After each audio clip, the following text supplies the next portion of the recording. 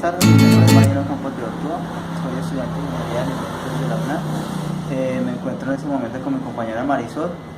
Estamos cursando juntos el curso de inocuidad alimentaria y el día de hoy vamos a entrevistar a Daniel Aldana. Yo soy ingeniero de alimentos graduado de la Universidad de Caldas y especialista en curso de inocuidad y calidad agroalimentaria en la Universidad de Buenos Aires, Argentina. Bueno, Dani, cuéntenos cómo considera que los establecimientos comerciales, restaurantes adoptan condiciones higiénicas adecuadas. Si los restaurantes adoptan condiciones higiénicas adecuadas, tenemos que empezar porque la gran mayoría de las personas que montan restaurante tienen una idea de negocio y desconocen muchas veces el tema de inocuidad de alimentos y de manipulación de alimentos.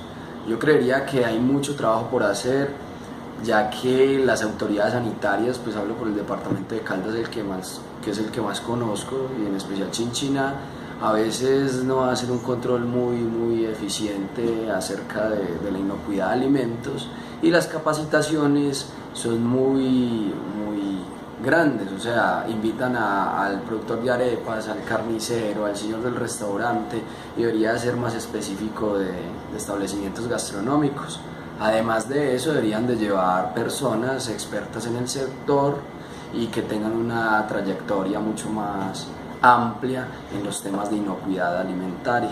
Más allá de un título, es que tengan experiencia específica en la evaluación del riesgo, en el nivel del riesgo, y que especifiquen a estas personas que no solo es el concepto sanitario, sino que la inocuidad es mucho más que una visita que le hace la entidad territorial de salud a su establecimiento. Okay. Bueno, Daniel, desde su experiencia como ingeniero supervisor, ¿qué haría frente a un caso de intoxicación alimentaria ocasionada en un establecimiento de consumo? Bueno, lo primero que hay que hacer es mirar a ver qué fue el causante de la posible intoxicación. Se sabe que cuando hay una intoxicación masiva, pues hay que tomar unas contramuestras de alimentos. Si se tiene que haber una articulación muy buena entre la parte técnica que está haciendo la evaluación del caso o del brote y en el caso hospitales o la parte pues de salud pública. ¿Qué es lo que ocurre o qué es lo que viene ocurriendo que uno nota?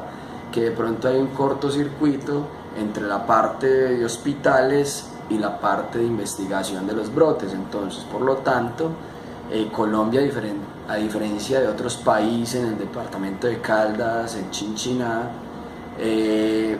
o en el eje cafetero en específico, no hay muchos datos acerca de brotes y acerca de cómo hicieron la investigación, más allá que hay veces no hay los recursos suficientes para hacer los análisis específicos, y pues sabemos que el sistema de salud no entrega muy buena información al sistema de salud pública departamental y nacional. Frente a otros países, ¿cómo se mantiene en el tema de seguridad alimentaria?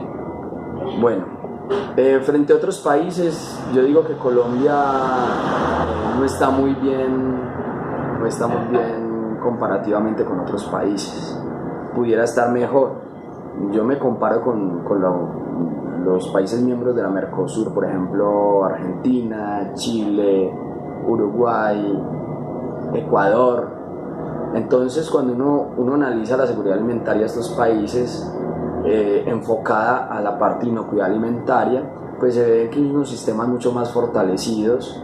Los institutos como el INVIMA en estos países tienen mucho más acceso a la información. Fuera de eso tienen personal altamente capacitado, superior al colombiano, y además de eso hay una política pública muy bien definida en esos países, y además existen los recursos. En Colombia, volviendo a la pregunta anterior, se tendría que volver a replantear la manera en que se manejan las direcciones territoriales del país, las direcciones territoriales de salud del país, y también empezar a tener datos, porque lastimosamente Colombia es uno de los países que menos datos arroja en enfermedades transmitidas por alimentos, brotes de ETAs, y por un sistema de salud que tampoco funciona muy bien. Entonces un sistema de salud que no funciona bien y un sistema de seguimiento y de salud pública que no funciona bien, en el caso de la salud pública enfocada a la inocuidad alimentaria, pues hacen que Colombia con respecto a otros países tenga mucho por mejorar. Y yo creería pues que un país a seguir, podríamos seguir el ejemplo de un Chile, de una Argentina o de un Brasil en ese aspecto, en seguridad alimentaria de la inocuidad alimentaria. ¿Qué plantearía usted en un establecimiento de consumo de alimentos, en un restaurante, para garantizar la inocuidad alimentaria y cómo realizaría el seguimiento? Bueno, primero que todo hay que tener unas BPMs muy fuertes, unas BPMs elevadas macro, ¿cierto?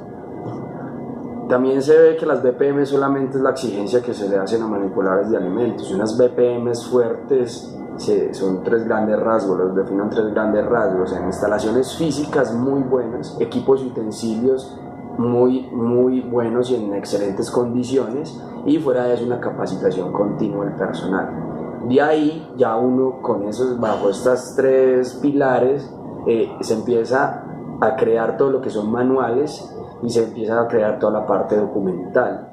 Esa parte documental tiene que llevar pues un seguimiento, unas auditorías que se pueden hacer quincenales o mensuales al personal, pero definitivamente para poder garantizar una inocuidad alimentaria hay que tener unas excelentes BPMs, y fuera de eso ir implementando un sistema HACCP, ¿cierto? Un sistema HACCP. Bueno, ¿crees que Colombia adopta medidas preventivas para evitar una contaminación a causa de una ETA? La verdad es que en Colombia las medidas preventivas no creo que las adopte. Aquí estamos a punta de medidas correctivas. Lastimosamente el sistema no previene un brote de intoxicación masiva, porque para mí el sistema público está un poquito abandonado, o no hay el dinero suficiente, o la política pública no da el suficiente dinero. Hay una gran diferencia entre el dinero que se le da al INVIMA, ¿cierto?, que es el Instituto de Medicamentos y Alimentos, que es el encargado de toda la parte industrial, o sea, las industrias que transforman alimentos. Pero aquí estamos hablando de restaurantes, y para el control y seguimiento de restaurantes no hay un equipo fortalecido y tan grande y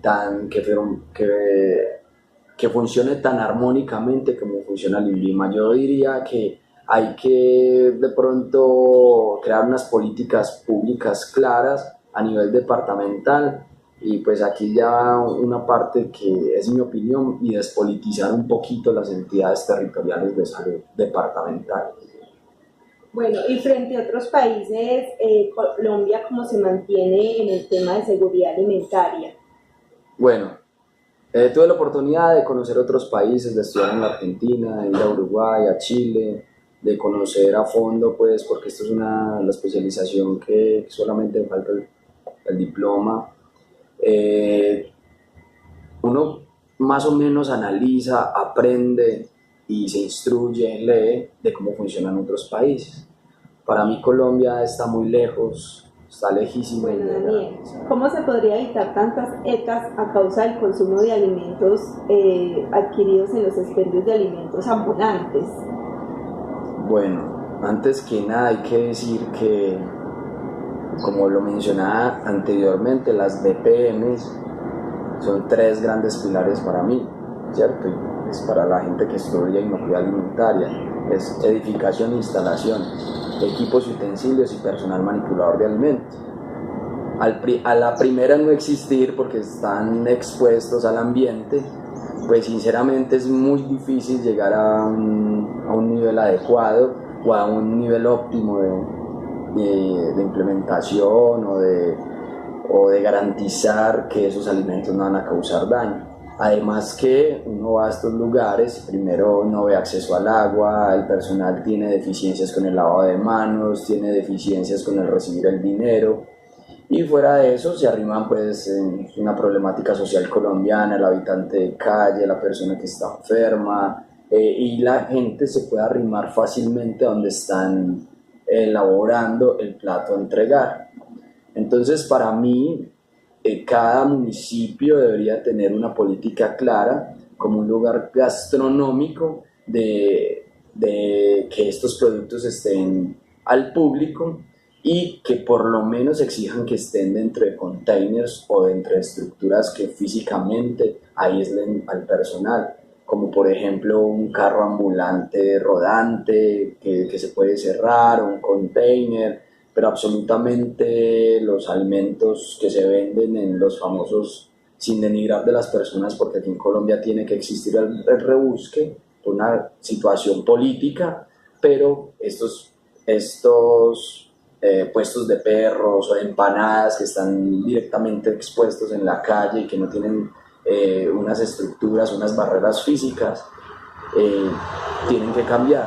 Entonces, en resumen o para finalizar, lo que digo es, desde que existan puestos de perros o puestos así de empanadas o de comidas rápidas que no tengan ninguna barrera física, va a ser muy difícil poder garantizar la inocuidad de la alimentación. Bueno, ok, Daniel, muchas gracias por compartir su tiempo, su espacio pues acá en su casa. Quedamos pues muy contentos con la entrevista y su conocimiento compartido referente pues al tema que estamos investigando.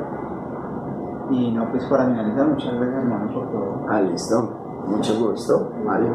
Mucho gusto. Y nada, estudiar juiciosos, y la parte de inocuidad alimentaria es algo muy, muy grande, de lo cual pueden sacar mucho conocimiento y pueden aportar mucho a la sociedad, porque los que trabajamos con inocuidad alimentaria trabajamos con la salud de las personas. Ok, nada más, muchas gracias. Mucho gusto.